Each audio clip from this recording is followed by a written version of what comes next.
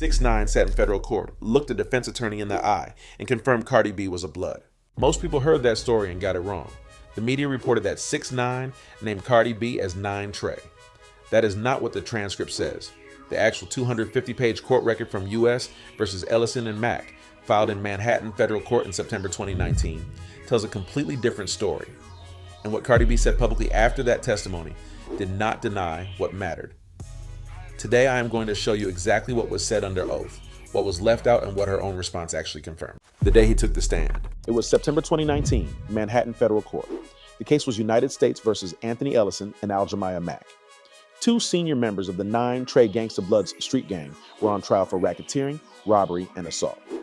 6ix9ine was the government's star witness. He had already pleaded guilty. He had already signed his cooperation agreement. Now he was sitting in that courtroom under oath in front of a jury, about to say everything. The prosecution used him to walk through the entire structure of 9 Trey. Who ran it? Who ordered violence? Who collected money? Who was connected? He named names. He gave dates. He described crimes in detail. But then the defense attorney stood up. The defense attorney was not trying to protect 9 Trey. The defense attorney was trying to damage 6ix9ine's credibility. The strategy was simple. Make the witness look like someone who would say anything to anyone to save himself. So the defense attorney asked about Cardi B. The question was direct. You knew Cardi B was a blood. 6ix9ine looked back and answered one word. Correct. That was it. One word, under oath, in federal court, in a 250-page transcript that is publicly available on courtlistener.com. Now here is the teaching moment. In federal court, especially in a RICO case, a witness does not get to explain or soften an answer in the middle of cross-examination. Yes or no? Correct or incorrect? The answer goes into the record exactly as spoken. No context, no clarification, just the word. That one word, correct, went into the official court record of United States versus Ellison and Mack on September 18th, 2019. It sits there permanently. It is not a rumor. It is not a media report. It is a sworn statement in a federal racketeering trial. What the media reported after was that 6ix9ine had named Cardi B as 9 Trey. That framing was wrong. He did not say 9 Trey. He confirmed blood. Those are not the same thing, and that difference is exactly what Cardi B would respond to, and what her response would accidentally confirm. I used to get along with Crips. I used to hang out with a lot of Bloods. I was a Blood around that time. She did not deny being a blood. She denied being 9 Trey. And that is exactly what the court record said. So what does it mean when the public response to a federal court statement matches the federal court statement, word for word, without the person ever saying they read the transcript? The response that confirmed everything. Cardi B did not stay quiet. That is the first thing you need to understand. When the testimony went public, she responded fast. She went on social media. She addressed it directly. And what she said was specific. She said she was not 9 Trey. She said she was not associated with 9 Trey. She said 6ix9ine's claims about 9 Trey did not apply to her. Read that again carefully. She did not say she was not a blood. She said she was not 9 Trey. That is not a denial. That is a clarification. Now here is the teaching moment. In a RICO case, a racketeer influenced and corrupt organizations case, the government does not need to prove you were in one specific set. They need to prove you were connected to the criminal enterprise. 9 Trey was the enterprise named in U.S. versus Ellison and Mack. But blood membership itself, across any set, is relevant background. It goes to pattern, it goes to association, it goes to who knew who and why. When 6ix9ine confirmed Cardi B was a blood, he was not filing charges against her. He was answering a question about what he knew. The legal weight of that answer depends entirely on what the prosecutors chose to do with it. In this case, nothing happened to Cardi B legally. She was never charged. She was never called as a witness. But the public record still exists. Cardi B's history with the Bloods did not start with 6ix9ine's testimony. She had spoken about it herself, before the fame, before the record deals, before the Grammy. She talked about the world she came from, the neighborhood, the people around her, the choices she made when she was young. She was not hiding it. It was part of her story.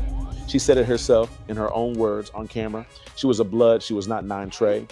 And the moment she made that distinction publicly, she confirmed the exact thing the court transcript recorded. 6ix9ine said correct when asked if she was a blood. Cardi B went on camera and said she was a blood. Her own label released a statement clarifying the 9 Trey connection.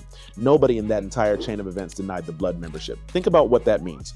A federal witness confirmed it under oath in September 2019. The subject confirmed it on camera herself.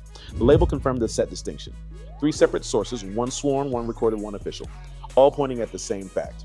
And most people who watched this story unfold still walked away thinking 6ix9ine lied or exaggerated, because the media framed it as 9 Trey, and 9 Trey was wrong. So the whole story got dismissed. That is the gap this video is filling.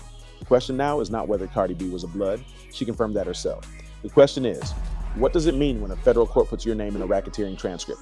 Even if no charges follow, even if the set detail was wrong, even if you were never called to testify, does the record matter? Or does it disappear because nothing legal happened?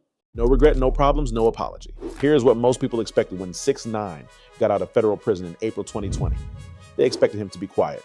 They expected him to lay low. They expected some version of remorse, public or private, for what he did inside that courtroom. That is not what happened. He came home and went straight to work. Music, interviews, social media. He was louder than before, more confident than before, and he never once apologized for a single word of his testimony. The media ran with the narrative that his career was over. His credibility was gone. Nobody would work with him. Nobody would respect him. The streets had a verdict, and the verdict was permanent.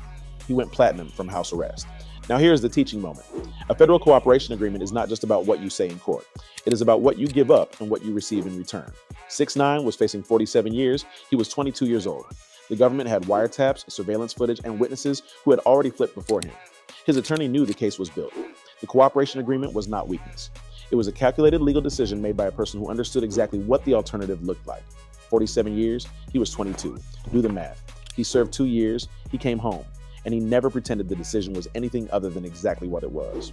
Here is 6ix9ine himself, speaking directly, telling you in his own words how he felt about every word he said under oath. I'm held accountable for what I did. Yes, I snitched, and I did it proudly, right? But everybody who fucking snitches, everybody should be held accountable. Because you can't single someone out. Proudly. That was the word he used. Not reluctantly, not regretfully, proudly. And then in January 2026, just released from another short stint, Vlad TV sat down with him again. Same question, different angle. Had he experienced any problems? Any consequences from anyone who knew what he did inside that courtroom? Okay, so you did 45 days. During those 45 days, did you have any problems at all, or was it real smooth sailing? Never had no problems, thank God. Generally, when you're in there, do people like, yo, Tekashi, big fan or whatever, or does the whole cooperation thing kind of make people stay away? Nah, everybody cool. Everybody cool. Bro, trying to say I'm going to prison with that same mentality, I'm good. When you walk with the Almighty, you walk confidently. You walk, I'm no fear. Like, going there, doing my 90 days, coming home. Never had no problems. Thank God. Now here's my opinion, and I want you to sit with this one. The street code said his career was finished. The street code said cooperation had consequences. The street code said the name you built could not survive what he did in that courtroom.